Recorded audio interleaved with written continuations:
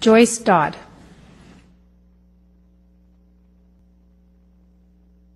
Good evening, Ms. Dodd. My name is Joyce Dodd, and I reside at 28750 Skipper Road in the city of Murrieta within the Los Alamos Hills area. Madam Mayor, City Council members, I read in the LAFCO documents, the Local Agency Formation Commission, that the definition of a specific plan is a policy statement and implementation tool that is used to address an area. Specific plans contain concrete standards and development criteria that supplement those of the general plan. That's what we in the Los Alamos area are asking for and have been asking for since the early 1990s.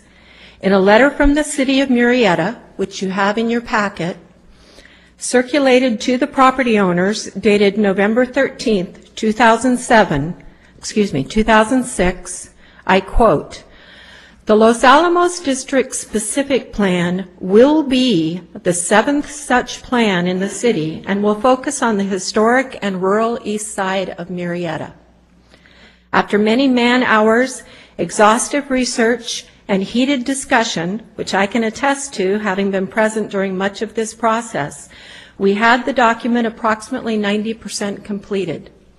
For some reason, which many of us cannot really figure out, that specific plan remains collecting dust on the archives shelved here in the City Hall. One of the reasons we have assembled tonight is to demand that the document will be resurrected, completed, and submitted with the general plan revision that is now in the works.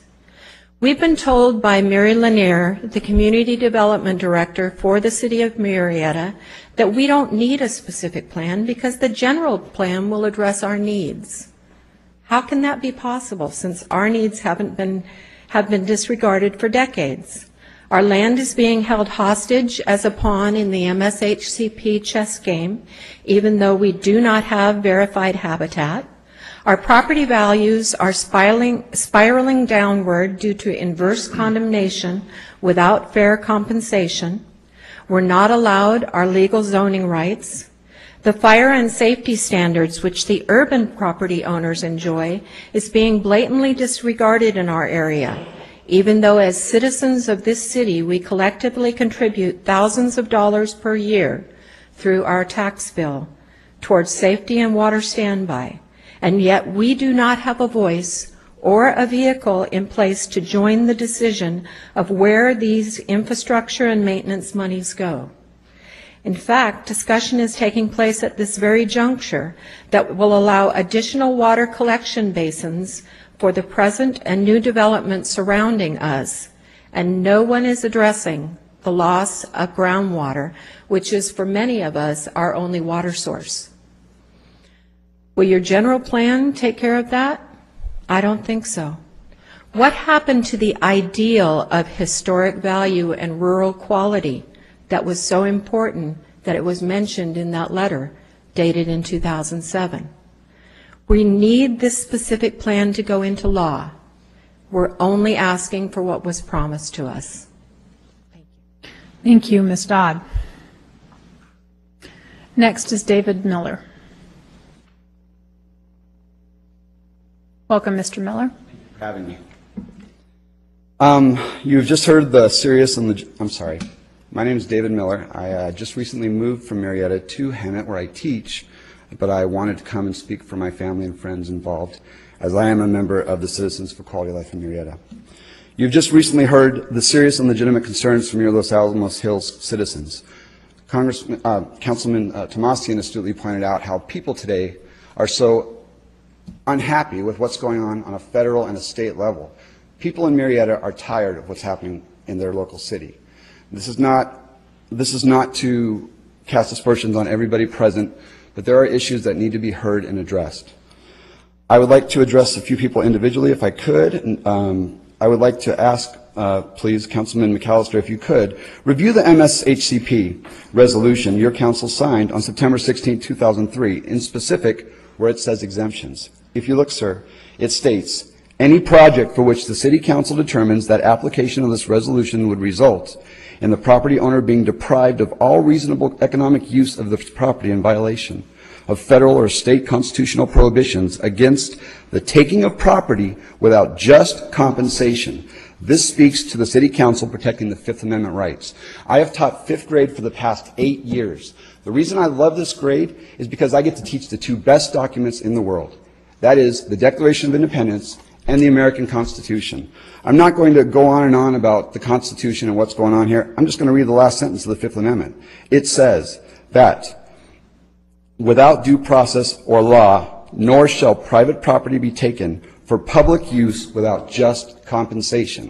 How can anybody look at this and then point to 16 pages of law deemed by a council or a commission and say, well, this is more important, we're going to ignore this? I couldn't look my students in the face if I did that. I would like to also ask that you review California State Code 815.3, which states, no local government entity may condition the issuance of an entitlement for use on the applicant's granting of a conservation easement. Review the attached easement deeds. Did you know this is a legal requirement unless it's voluntary? I don't think there's much voluntary participation here in this room. I could be wrong.